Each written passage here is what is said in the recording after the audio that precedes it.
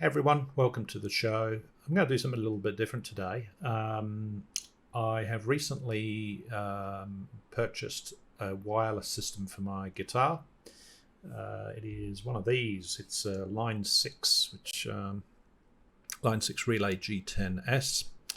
And basically what it does is you plug this into your amp or pedal set or whatever, and you take this little thing, the transmitter, you charge it up in here, you pair it, and you select the channel, or you can put it on auto channel, and essentially you can just pop this out and pop it in your guitar, and it'll transmit the signal from your guitar to the amp, which means you effectively go wireless, which is brilliant. That's exactly what I want. Trouble is, this is my Ibanez JS 10th anniversary Chrome Boy. The trouble is, and this is my main guitar, the trouble is that this little connector, whilst it appears to work okay, you can see it powered up there, the problem is that it's a little bit of a loose connection in this guitar, and it's because the jack insert here is obviously worn. It's probably a 20, 25 year, 30 year old guitar, so it's a bit worn with all the plugging in and out with the normal guitar cables. So the problem is, why it's become an issue now, is that this little Line 6 device has a tiny little lug. I think you can just about see it on the other side there. I could get it in picture. There it is. So you can see this tiny little lug. See my finger behind it. There you go. Tiny little lug there is spring loaded, and that obviously detects. You can see it kind of coming on as a press it in. So that's pushing against the guitar, and it's supposed to obviously have constant pressure against the guitar when it's plugged in. And the problem is when you're playing the guitar and it's up this way, and obviously gravity takes effect, and you're moving around, and then it's just enough just to pop it out of the contact, and that's a problem. So I thought, how do I solve this? Because I don't want to send this back. I actually want this thing. I certainly want to keep the guitar too. So I had a bit of a Google. I came across a YouTube channel, and somebody, Billkwando actually is the channel. I'll put a link to it in the links below. In fact, he's got an anniversary, 10th anniversary JS10 Chrome Boy as well. And so what he did is replace the barrel jack on his guitar with what's called a PTT multi-contact output jack. So I've actually taken his advice and got exactly the same. I managed to find them on eBay from Chronic Music in Australia. They happen to be a local supplier. I didn't really want to get it internationally. It cost me $20 Australian. So I bought two. I thought I'll get one just in case I need one for the other guitar, or one of the other guitars. So it's a Pure Tone PTT5 1/4" mono and stereo. So it's a TS or a TRS barrel solder jack. So you've got to solder it into the guitar. But essentially it has inside, it has multiple contacts onto the guitar jack piece here. So it's obviously where it pushes into this connector and holds it fast. And that's what I need. I need something that's going to hold it, and it's not going to come out too easily. So obviously the one that's in the guitar right now is loose and just has been worn out through use. So what I'm going to do is to take the back off the guitar. I've actually had a look just to check, confirm things, and it's pretty much exactly the same setup as Billkwando and his video. And so take off this plastic panel off the back of the guitar and desolder the current jack connector that's in there. I've had a quick look. It is a pretty similar size, although this barrel jack actually has a little arm on the top and I've got to reference the documentation, but 2 of these contacts get wired up for a mono connection, which is what this will be, and then hopefully this will make a difference. I'm actually just going to try something out before I in fact put it in the guitar.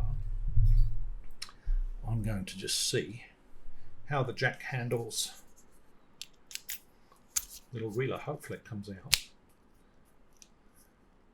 Okay, that is a pretty solid connection. That's not going to come out. You don't shake a guitar like that, so that's not going to come out. That's a pretty good solid connection. I'll be happy with that. Which means, hopefully by the end of tonight, I will have a wireless setup. I've got to say this this relay, this Line 6 relay, there's a basic one, and this kind of sits in to charge it. The basic one didn't have the visual control, so on the front of it you've actually got like a signal strength and a battery meter, and I quite like the idea of having the battery meter on the front to be able to see how much charge it's got. It's also got 2 transmitters, 2 receivers here, 2 radio receivers. It's got auto and 11 manual channels that you can choose from, and it's got a longer range than the more basic model for stage stuff. So if I get in the band again and we do some stage stuff, I'm going to be using this. It's got a very neat little sort of slot that pushes into, and you plug it. Obviously, you plug it in and charge it up. And when it's fully charged, you get the green lights, and then you can literally just pop it back to its safe position, and that's ready to be transported or whatever. It's not going to drain it. It's not going to charge it anymore, but it's sitting basically in like a locked tray state, and you just need to sort of pop it out here. And yeah. Pop it out, push the little button down, pop it out, pop it in the guitar, and off we go. So on the back of this, it's got a DI out and an instrument out. I'm going to go instrument out on this because I'm going straight into either my JSX amp head or into the Helix pedal board. But I won't be going DI. It's also got a USB, a micro USB charger. So I think you can use this with a USB. I don't know what I would use. I'm using the 9-volt on this normally to charge. And it's also got this particular one, not the cheaper one, but this one has cable tone, which, from what I've read, sort of changes the tone a little bit from a 10-foot cable to a 30-foot cable. I'm not sure I would. I'm not going to use that. The main reason I've got this is because I can actually see the level of charge and the signal quality. And I've had it sitting in the studio for a week, and I've been unable to use it because, of course, I had to get these pure tone things to come, and they just arrived today. So I'm going to get cracking and open up the guitar, desolder, and then I also had to go and buy loads of solder because I couldn't find my solder.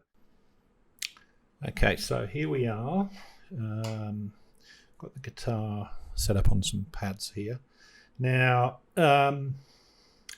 these two, this is the Luthite dipped in chrome body guitar, and these 2 little panels on the back are just plastic, chrome coloured plastic. Just going to take off this very nicely engraved panel here.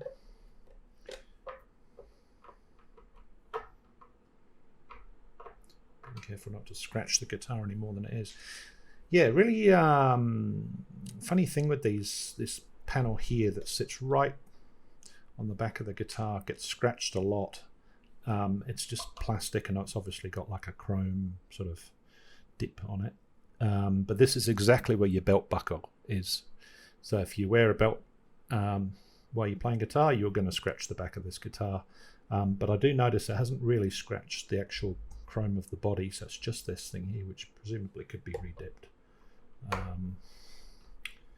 Either way, this is a playing instrument. I don't sort of put it on the wall and just leave it. I actually play it quite a bit, so it's going to get wear and tear. All right, so we take the 4 screws out, take off the little panel here. This is guitar number 57. And here we are. So in here is obviously the volume and pickup selector switches and all those sort of things. And here's our issue. So this is what we're going to replace in here. It looks like it's pretty much exactly the same length in terms of the actual barrel, apart from this one having a bit more length on the end for that bar that we spoke about. So I need to get some tools to get this this nut off, and then there's not a huge amount of wire here for the main connection, and it sort of feeds in underneath. So the thing is going to be to take this off, pull it out, desolder it here. There's 2 solder points, and I've got to remember to actually feed on the nut before I solder it, because you can't put the nut on afterwards. So you have to put the nut on the outside, solder it on this side, then push it in and screw it up. So yeah, got to get the order right. Hopefully I do get the order right and don't stuff it up. So I'm going to get some tools so I can get this nut off. Okay, so I managed to get my spanner set here. So I've got a number 14 here, which seems to fit reasonably well. See if we can rotate this without rotating the whole barrel. Looks like it's coming. Yeah, there we go. Cool. All right.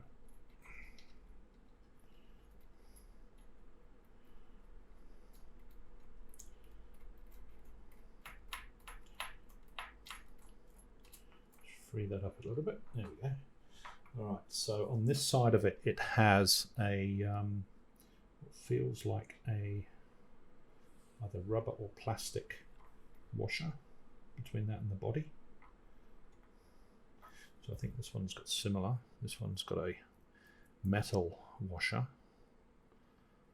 And then this one actually has another washer on the inside before the nut. This one actually doesn't have the washer on the outside, so that metal washer must be for the inside. So I'm probably going to reuse that washer. All right, well, let's just take a look here. My glasses off so I can see.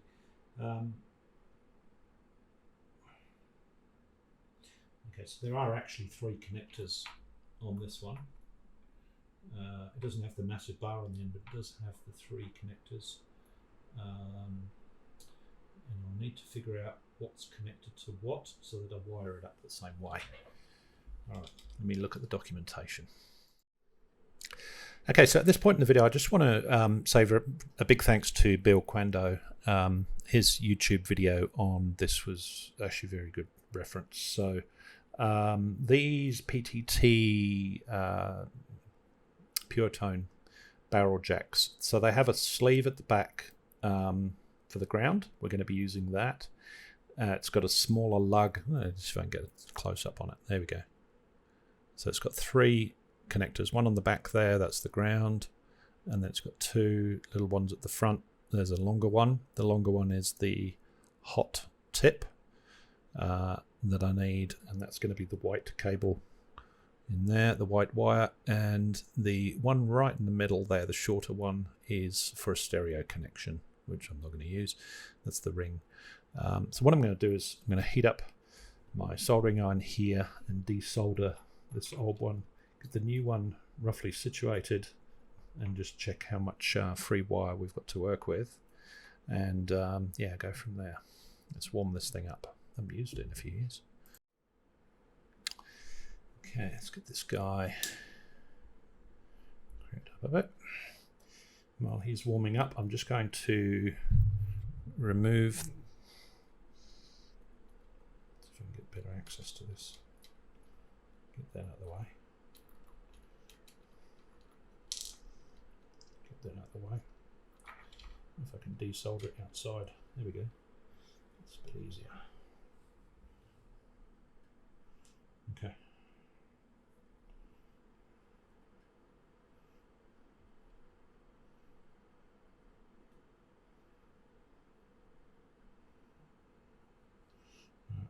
Looks like we've got a reasonable amount of wire to solder that.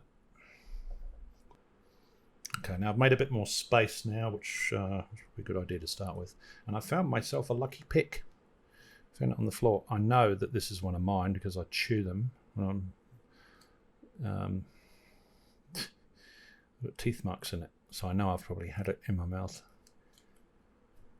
Right. Okay, so I can feel this getting warmer now. I've shuffled the guitar along a little bit just to make a bit more space on the table. So I've got the old connector here. There's a reasonable amount of slack. Not a huge amount, but there's a reasonable amount. Alright, so let's see if I can do solder this. That's one.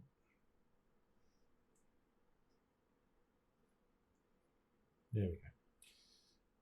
Cool. Rid of that. Okay.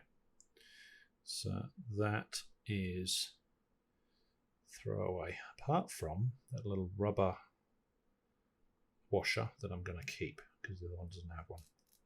So I'll get that off there. All right. Oh, and got to remember to do this in the right order. So what I'm going to do is I'm going to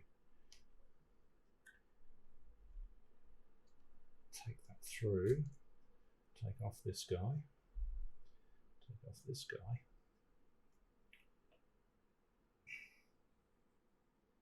Oh, that's the old one.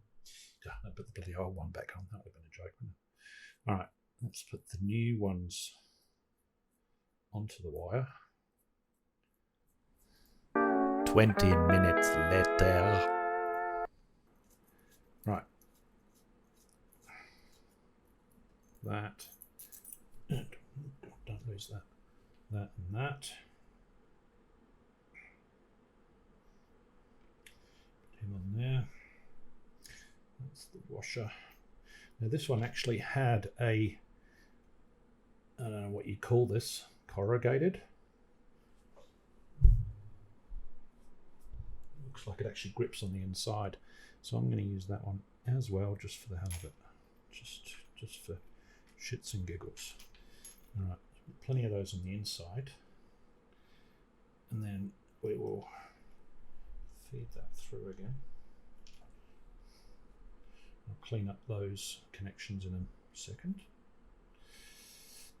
And then this guy, we'll put the little rubber one back onto him. Okay, so according to Billkwando's video, the white one will be the hot. Let's connect that over that side. And the silver looking one will be the ground connector. Okay. Cool. I haven't done any soldering for ages. Funny how you accumulate stuff. I've got 3 soldering irons, but this is the best one. Right.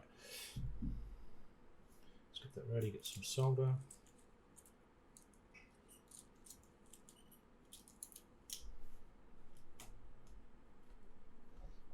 Clean them up a bit, I think.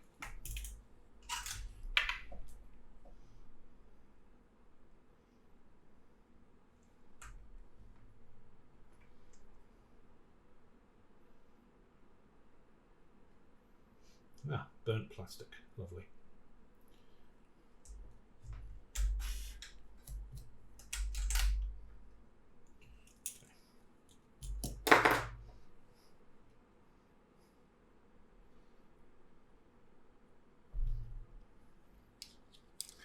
Glasses off because my eyesight is absolutely terrible.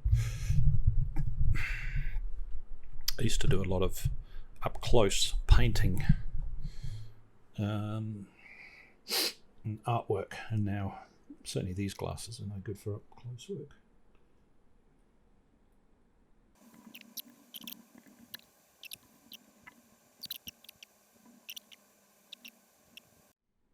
Several months later.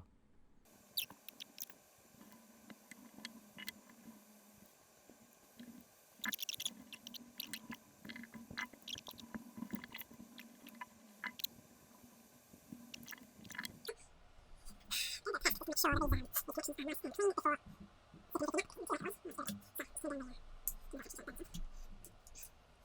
power up the amp and see if we can get some sound out of it. Okay, so the soldering is now done. I'm reasonably happy with that. I have just done a quick test just to make sure that those connections are good.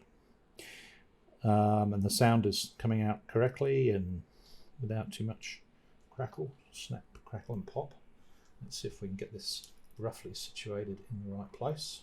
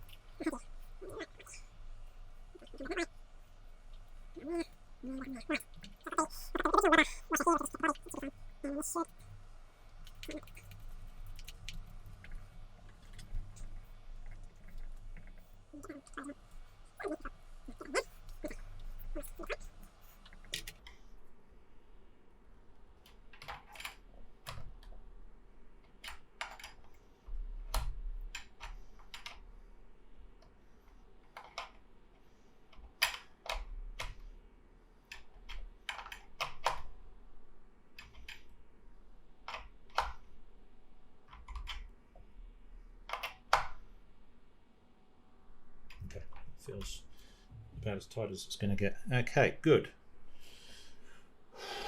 Alrighty, I think before I put the plate on the back, I'm going to test this damn thing. Just because the last thing I want to do is go through this whole rigmarole and then find out that something's come loose. Okay, because normally I've got a Chrome Boy strap on the guitar, and I've actually switched to this. What is this? This is a DSL.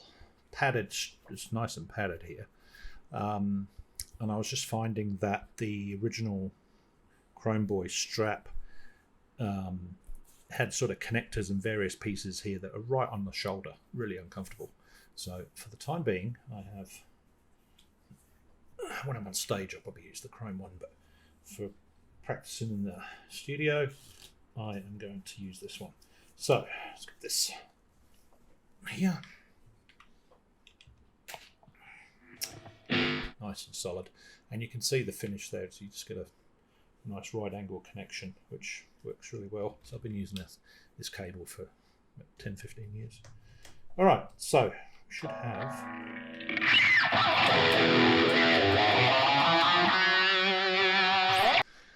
okay, so it's looks like it's working okay. I'm just going to pop that cable back out.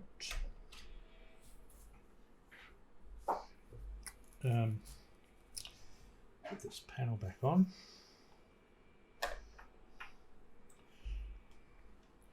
Screws back in. And then finally get to test out the wireless setup.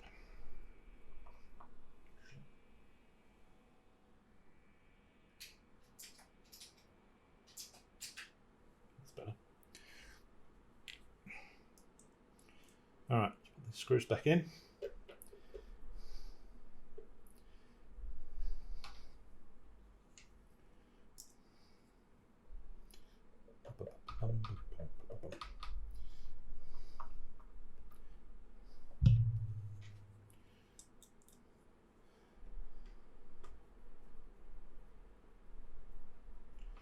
There we go.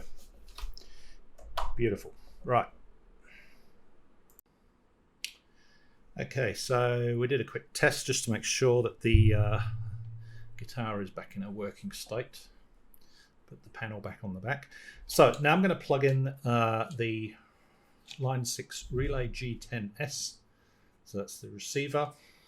It's also the charger. I'm using the 9-volt in the back rather than the USB. There is no battery compartment for this, so you can't charge it with a battery. This is the thing you're charging, actually.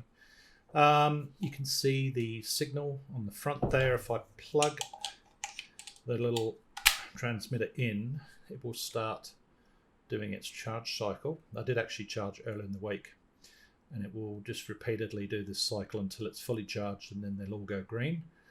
And the red signal meter, 1 bar is actually the best. If you've got a lot of interference, then you will actually get 2 or 3 bars, and 3 bars is supposedly pretty unusable. 1 bar is great, 2 bars possibly great. I've got an auto at the moment, but I found, depending on where I place it, I was getting 2 bars. So anyway, it's charging away. So obviously in the back of this goes the instrument cable. So I'm now going to take my guitar cable here, plug that in the back of that. So now this is acting effectively like a pedal as an input. And I should just be able to, as long as it's got the signal married up between the transmitter and the receiver now, I should be able to pop this out here. So I've still got a strong signal of 1 bar, which is what I need. Sort of counterintuitive. I would have thought 3 bars would mean a stronger signal, but obviously it's 3 bars means it's a busy 2.4 gigahertz spectrum. All right, so let's, moment of truth, pop this in here. It should go in, it should power on, it should stay in, and it's not wobbling. That is brilliant. So the only thing you've got to be aware of, obviously, is it sticks out the bottom. But I've now got green light for the first time. Now I've got green lights showing on both the signal and the power indicator, which is great. So presumably it's actually reporting back its current power state, which is great. And if I crank that up a bit, turn that on.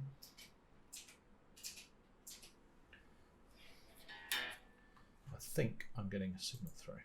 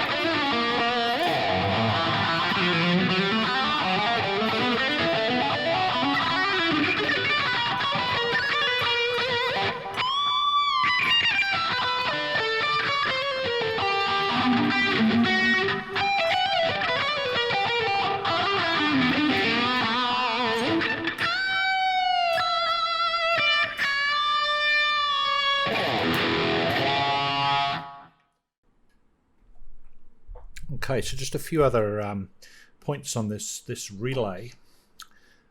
This goes to sleep after, I believe it's 4 minutes. So if I turn off the volume on the guitar, basically it will just go into a sleep mode. So you can kind of leave it plugged in, and when you crank the volume back up and start playing again, it will connect within a second or two, which is great.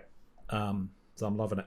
I thought, actually, when I was looking online, that these two here were up and down pedals for changing the frequency, but they're not. They're actually the receivers, so don't go stomping your feet on them. But anyway, I'm quite impressed with that. I now need to figure out where to position all this stuff. So I think what I might do is end up moving my pedal board, the Helix, the Line 6 Helix, over there by the amp, so I can play the guitar here, but obviously all the wireless is over there, and I can actually control the patches from here, so that's fine. Behind me, I've got a whole lot of the old Behringer and a Fender champ that I used to use for gigs, so I'm actually getting rid of that equipment and using the JSX cabinet and the head.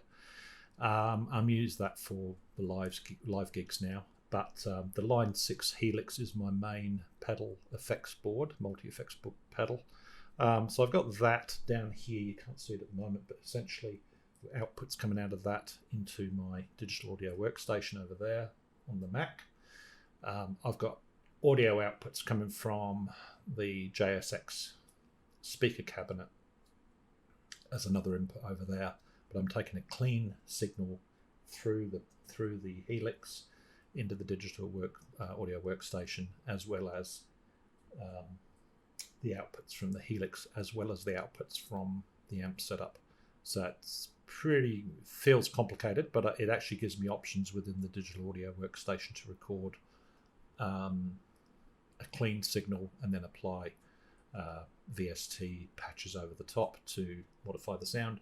But also I can record with both the JSX and the Helix pedal board independently on different channels, and then mix them in however I want. So I'm pretty happy with that. And now that I'm wireless, I can move around between this seat and sitting in front of the piano or the digital audio workstation, or I can stand and move around. I just now need to sort out my Bluetooth headphones into the mix, and I should be good. So that's basically the setup. At the moment, I'm writing music for Zarktor's Realm, the role-playing game that I'm developing for the Steam platform. And I've started collaborating with a very talented and award-winning composer called Ida Jazayeri, who's writing the main theme music for the game. And we'll be putting out some content about our collaboration shortly. But in the background, I'm writing music that will be played in-game when you're actually fighting the main demons and bosses in the level. So it's going to be heavy metal music. So it was important for me to get the studio set up ready for that, because we're getting into that stage. Okay, so I've actually turned down the volume on the guitar. The Relay 10 has gone into sleep mode. There's a signal there, but it's obviously in like a sleep state. And if I now turn up this and start playing something. Yeah, look, if you were using it on stage and it goes silent for 4 minutes, then obviously it's going to go into a battery save mode, but it wakes up pretty quickly. So I think it's going to be pretty good for live gigs. Okay, well that was reasonably successful. It took a few hours. These things always take a lot longer than you plan. Anyway, it's now wireless, yay, and it's not falling out. It's actually pretty sturdy in there. So I've got to say, that took some pulling out to get that out there. I'm quite impressed with the Line 6 relays. I'm quite liking the fact that when it's up and running, it actually goes green. I haven't seen that before because I haven't actually managed to get it working before. So that's really good. And check out the Pure Tone PTT multi-contact output jacks if you do have particularly a Chrome Boy or a similar Ibanez with obviously that sort of connector, and that project worked quite well. You will need a soldering iron and some solder and some tools to get the old one out, but that was quite successful, so I'm quite pleased with that. I'm still alive. I haven't electrocuted myself. The building doesn't appear to be on fire yet, so that's a great outcome. If you like the content in this video, then please mash that like button, hit subscribe to the channel. I will continue to post videos. I'm going to do some videos on the music as I'm writing music for Zarktor's Realm, but a lot of my videos will obviously be about the development of the game. I will continue to post on this channel, so please please subscribe.